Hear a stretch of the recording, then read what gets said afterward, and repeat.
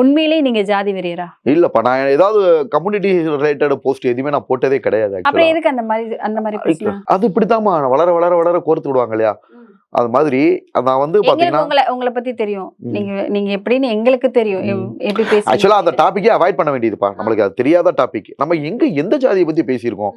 படுகொலையை பத்தி கேட்டாங்க. ஆக்சுவலா ஒருத்தவங்க படுகொலையை பத்தி கேட்டாங்க. அதை வந்து பாத்தீங்கன்னா ஒருத்தர் அந்த விஷயமே எனக்கு தெரியாது, அவர் கேட்டாரேன்றதுக்காக அதை பேச போனோம்.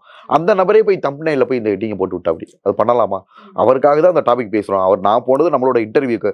அதனாலதான் இனிமே இந்த மாதிரி விஷயங்களை பத்தி கருத்து சொல்றதே அவாய்ட் பண்ணிக்கிட்டு இருக்கோம்ப்பா. பொதுவா வந்து பாத்தீங்கன்னா எல்லாருமே மதுரையை பொறுத்த வரைக்கும் நீங்க சொன்னாப்புல சிட்டிக்குள்ள எல்லாம் ரொம்ப ஒற்றுமையா இருப்பாங்க. எல்லாருமே கலந்து தான் இருப்பாங்க. ஓகேங்களா? அதிகமா வந்து பாத்தீங்கன்னா மதுரைக்குள்ள தாயா பிள்ளையா தான் பழகுவாங்களே தவிர அதிகமா நியூஸ் எங்கேயாவது பார்த்துருக்கீங்களா நீங்க? ஜாதி மோதல்களே இருக்காது. ஓகேங்களா? ஜாதி மோதல்களே இருக்காது. அதேமாரி வந்து பாத்தீங்கன்னா சில ஜாதி தலைவர்கள் விழாவை ஜெயந்தியா கொண்டாடிக்கிட்டு இருக்காங்க மதுரை பக்கம். அதுவுமே இப்பெல்லாம் நின்று போச்சு. அதுக்குமே எல்லாருமே தான் போறாங்க. இப்ப முத்துராமலிங்க தேவர் இருக்காரு.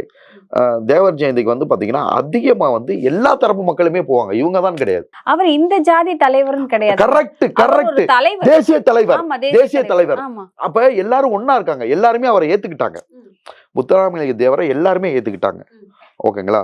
சோ அதுக்கு காரணம் என்னன்னா மதுரையில ஜாதி வேறுபாடு கிடையாது. எல்லாரும் தாயா பிள்ளையா இருக்காங்க.